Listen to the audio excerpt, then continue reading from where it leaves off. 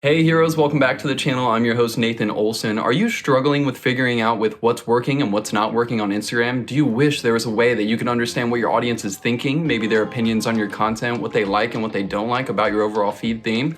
Well, in this video, we're going to be talking about how to use Instagram stories to collect important data on your audience. 3 proven ways to start collecting important information about your audience on Instagram. Coming up.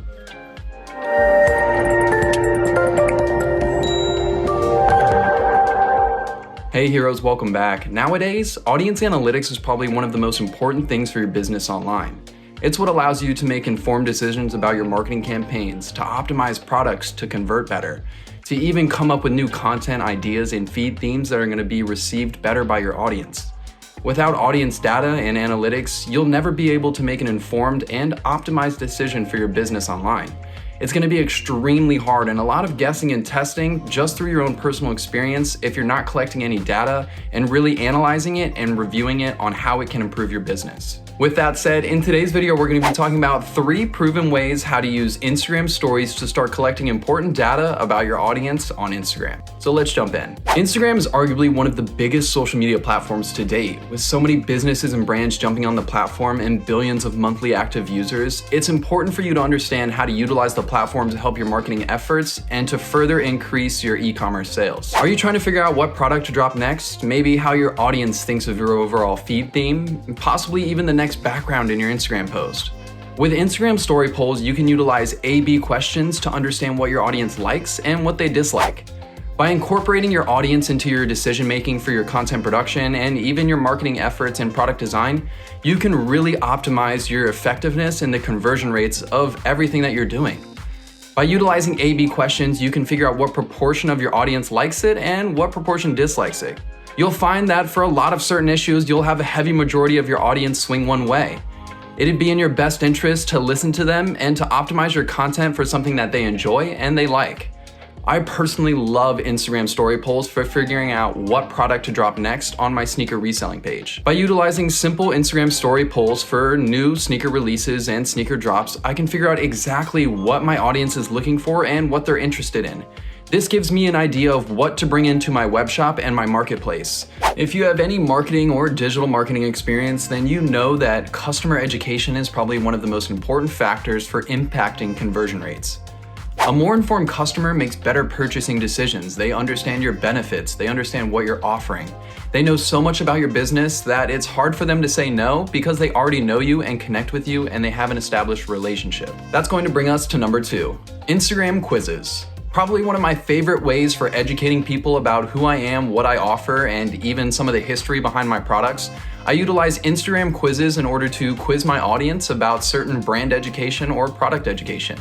By understanding where my audience lies on the education spectrum, I can figure out what content I should be pushing out to further educate them. So for example, for a lot of product details and/or decisions, I utilize quizzes in order to figure out what my audience likes or maybe what they know about a specific product. Based off the responses of the quizzes, I'll create content around specific product details and/or brand services in order to further educate my audience. The more informed they are, you'll start to see that the higher conversions and more informed questions that they start to ask. So I implore you, if you're a brand, business, or just a personal Instagram account looking to further understand your audience, utilize Instagram quizzes to quiz them on the overall education they have about you, your brand, your business, or your products. Do you wish that you had a small subset of your audience in order to test out new product ideas, content ideas, feed theme styles?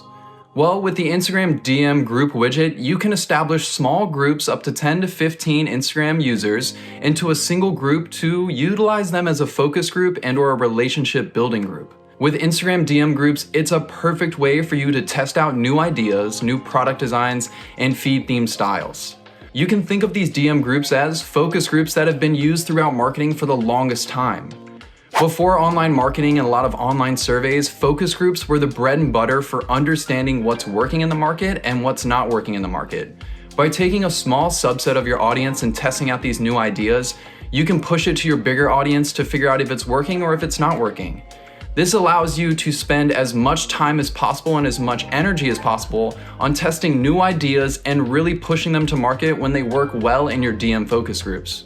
So if you're a business or brand looking to come out with new product ideas, new types of content, It's important that you establish these DM focus groups because it helps strengthen the relationship between account owner and follower, as well as it allows you to optimize your content and test out ideas before going full scale and spending a lot of time and energy on going full scale. So this is a great way for you to minimize your cost on content production that isn't working and to really maximize your effectiveness on content that is working.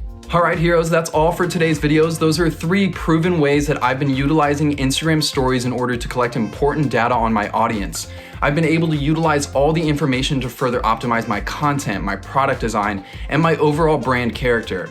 If you haven't been using Instagram stories to really educate yourself on what your audience likes, dislikes, and their overall education about who you are and what services you offer, I implore you to start utilizing them more in your content production and really utilizing them to understand and educate your audience and to educate yourself on who your audience is and what they have to offer you. You might find that your Instagram audience and engagement is a little low, and you can utilize these Instagram stories to help boost that engagement, help build awareness, and do so much more. All right, heroes, that's all for today's video. I hope you thoroughly enjoyed. Make sure to stay tuned to the next one. And if you need any help with your online business, social media marketing, or anything in the social realm, make sure to head over to yourcharisma.com where we have every solution just for you. All right, guys, see you in the next one.